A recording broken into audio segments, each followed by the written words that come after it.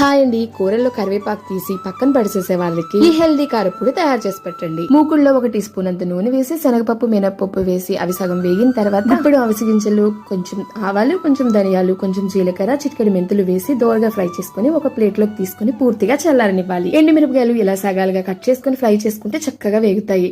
దీంతో పాటుగా సరిపడినంత చింతపండు కూడా మూకుల్లో వేసి కాస్త ఫ్రై చేసుకుని తీసేసుకోవాలి. శుభ్రంగా కడిగి ఆరబెట్టుకున్న కరివేపాకును వేసి క్రిస్పీగా అయ్యేంత వరకు ఫ్రై చేసుకుని ఇవన్నీ కూడా పూర్తిగా చల్లారిన తర్వాత ముందు మిక్సీ జార్ లో ఎండిమిర్చి, కాస్త పసుపు, సరిపడినంత ఉప్పు వేసి గ్రైండ్ చేసుకోవాలి. తర్వాత దినుసులన్నీ వేసి ఫ్రై చేసుకున్న తర్వాత చింతపండు కూడా వేసి ఫ్రై చేసుకుని తర్వాత కరివేపాకు, 1 టేబుల్ స్పూన్ పంచదార వేసి అది కూడా గ్రైండ్ చేసుకుని మొత్తం కలిసేటట్లు కలుపు హెల్దీ కరివేపాకు అవిసి గింజల కారపొడి రెడీ అయిపోతుంది. ఈ ఒక్క కారపొడి ఉంటే చట్నీలు ఏమీ అవసరం లేకుండా చక్కగా ఎప్పటికప్పుడు ఇలాగ కొంచెం నెయ్యి వేసి పిల్లలకి ఇచ్చేసామనుకోండి, చాలా హ్యాపీగా తింటారు.